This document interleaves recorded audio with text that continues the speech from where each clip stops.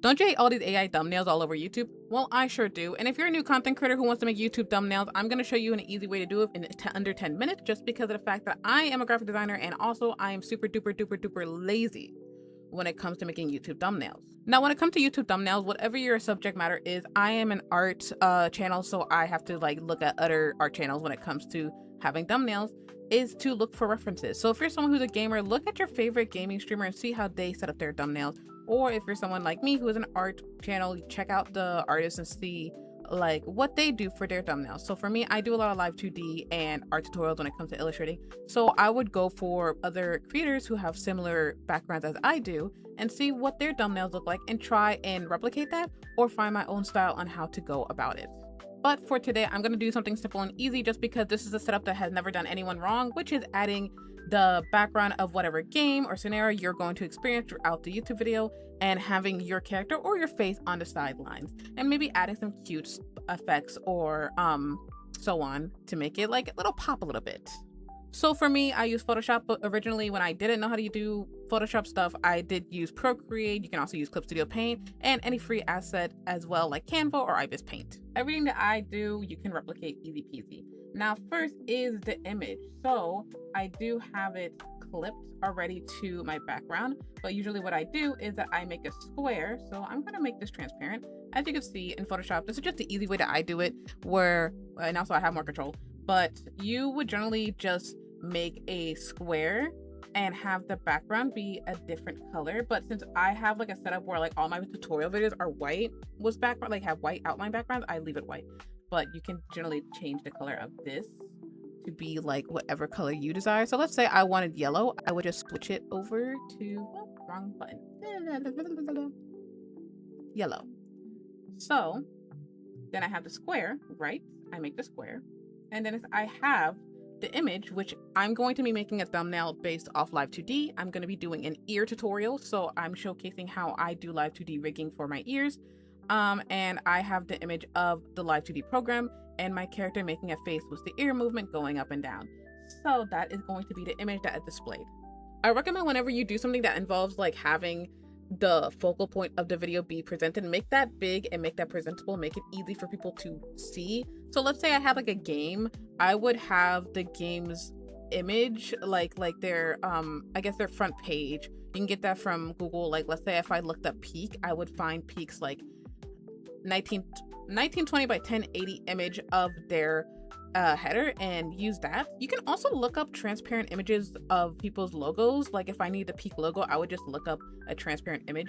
And God forbid, let's say I need the logo to be transparent and they don't have it, I would just, well, Photoshop has an easy stupid AI tool where it would auto cut the background, but using magic wand tools and so on would be of use when it comes to cutting out a a logo if the creators don't have their own logo cut out.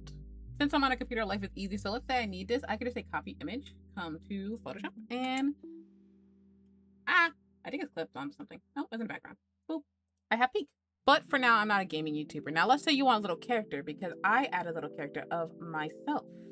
Now, this is a custom retexturing of Emote Lab. I would recommend Emote Lab for anyone who's a content creator because it gives you, it's like a pick crew. It gives a lot of customization for you to choose between what you want your character to look like. I think it was like 15 bucks on Steam, and it gives a lot of different character expressions and emotes that you can use, not only just for your Discord or Twitch, but also for thumbnails because you can download a static image.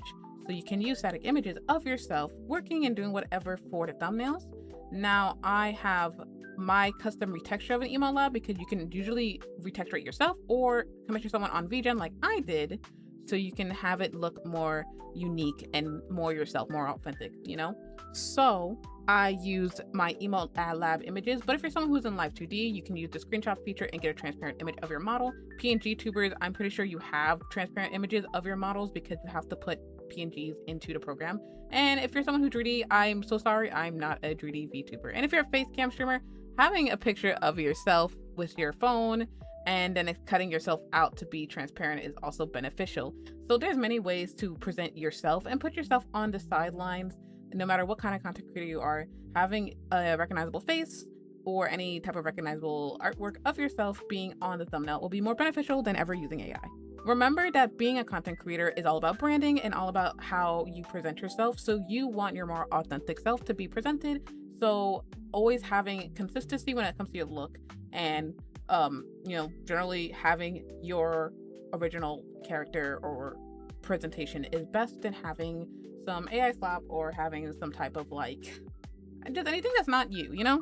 But like I said before, I did clip this image onto the white square. I'm gonna leave the background white just because a lot of my YouTube thumbnails for this channel does involve having a white background. So it differentiates that this is a tutorial compared to like a live 2D showcase video that I usually present as well on the channel.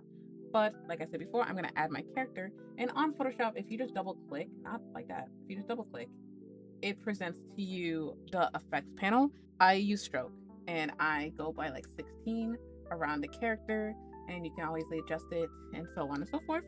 Go to the color wheel, or you can like switch it around. Like I went to this setup of colors because I just want white so it can match this one, or like the closest thing to white, because sometimes I'm lazy and I don't care for color picking. But generally you just like switch it to the color that is your background. You can always look at your swatches and so on, save the color, then just boop. And the next you would be done on having just a cute little effect so it showcases that this is you. You need to highlight that this is your channel, your YouTube video. This is about you, and you are presenting whatever the subject matter is to the viewer. So it's me showcasing my character in live 2D. I am gonna like push it a little bit. And the next, now the fun part, which is text. I recommend you, if you're someone who is not lazy like me, do a like reference first, like do like some little like sketch idea of your thumbnails, because you need to understand where to put everything together. So for example, I put all the art together, but I don't know where to put my words, my text. So it's best to just like have a sketch idea of where the text is going to be, like where the art's going to be and so on, because this will help you in the long run when it comes to the end result, so you understand where everything will go, and you will end up like me, who is now going to have to figure out what text to use. Well, I use impact. That's like the general text I use for all my thumbnails because it's impactful, it's big, it's blocky, and it gets the job done. But I will now have to figure out where to put these words and how to give them cute effects and so on, so it can be presentable and easily legible. Remember to keep in mind that you don't want too much going on your YouTube thumbnails, because number one, some people are going to watch YouTube videos on their phone, so it's going to be tiny. And when you have YouTube videos displayed, you're going to have to remember that things are going to pop up on, well, if it lets me show you, like the little numbers, that's going to pop up right there. So you don't want the text to be covered by little numbers. And just like general like things keep being in the way of your thumbnails, so you have to remember to always check to see what's going to cover it and how to go about your text. Like, these are just general people. Like, this is my favorite type of YouTube thumbnail. Big blocky text that you can see, you can read, you're like, oh, I need, and also like it's dramatic. You can see these two characters, you're like, ooh, what they talking about? Male VTubers failed. Oh my god. And you should click on it. This one, it's cool and all, but because the text is really small on my end, because I am visually impaired, I wouldn't click on this one as quickly because I can't read what's going on. Management won't do it. Okay, that makes sense. I know that it's about like VTubers and their management and corporos, but like, I would go for this one first, and I would go for this one because there's less going on, it's in your face, and the text is big and easy for you to read. Now, I will admit my YouTube thumbnails are all over the place because I post once a year. So, for example, if you look back at my older stuff, like this thumbnail, a friend of mine said that they couldn't see it very well. So I wouldn't really showcase this thumbnail as a good example to represent what I would like other people to do. But also another good example could be like these type of videos where I have, oh my god, it's so hard to showcase. The starting soon time lapse, it makes sense. It's time lapse. You guys can understand that it's of my starting soon screen, and it showcased the art of my starting soon screen. This is also another good one where you see just my model is a showcase of my guy, and he's like smiling happy. What's another one? I remember my spids. Oh, maybe I didn't post it. Oh, there it is. One of my friends said that this was too much for them to visualize. So this is like another bad example that I did back in the day. The Clippy is also a good example. I think it's pretty easy to see. I'm just showcasing my channel just to like showcase like this is my most recent one. Live 2D pen breakdown. It showcases the pen, drawing on the drawing tablet, me, my character with the drawing tablet, and obviously the big words telling you that it's going to be a Live 2D pen breakdown. But this is just generally how I'm showcasing what good thumbnails and what bad thumbnails are showcased. Also, this is my most recent YouTube video, and I took this reference of head angles from Lovemora.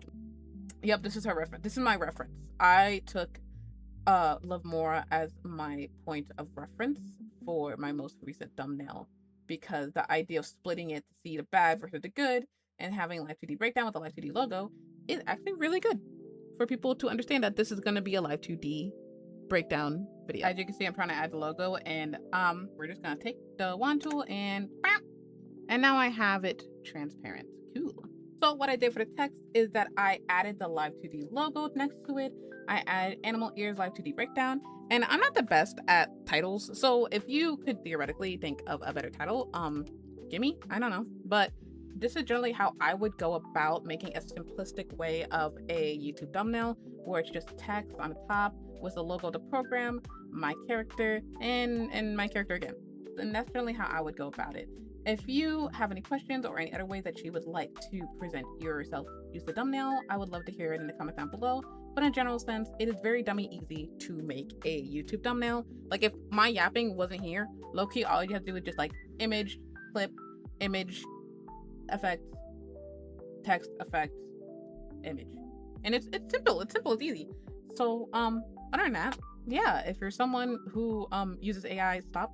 And if you have a friend who uses AI, stop. And this is just an easy way to understand how to make YouTube thumbnails. Editor's still here. I did adjust it a little bit just because another tip that I would like you guys to look back on is to always look at what it looks like in phone mode, like your mobile mode, just because like as you continue to process.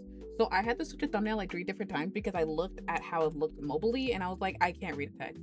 So until I can read the text, that means you guys can read the text. So now with this version, it shows easily that not only do you see the Live 2D thumbnail, I guess it made a little icon on the left, but you also can read that it says Live 2D animal ears.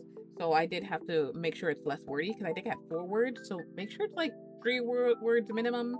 Don't be too wordy, and just have it present the idea of what you're trying to showcase, which is my Live 2D ears tutorial. But you know, it's animal ears, it's not human ears. But hopefully this helps. I hope to see you guys in the next video. Thank you for supporting me. I will do more Live 2D breakdowns or illustrative breakdowns, or if you want to see more graphic design based stuff, if you're someone who actually has an Adobe program, you can just ask for any type of advice and I will try my best to replicate that, present that, and make a YouTube video about it. Other than that, I hope to see you guys in the next video. Have a nice day. Bye.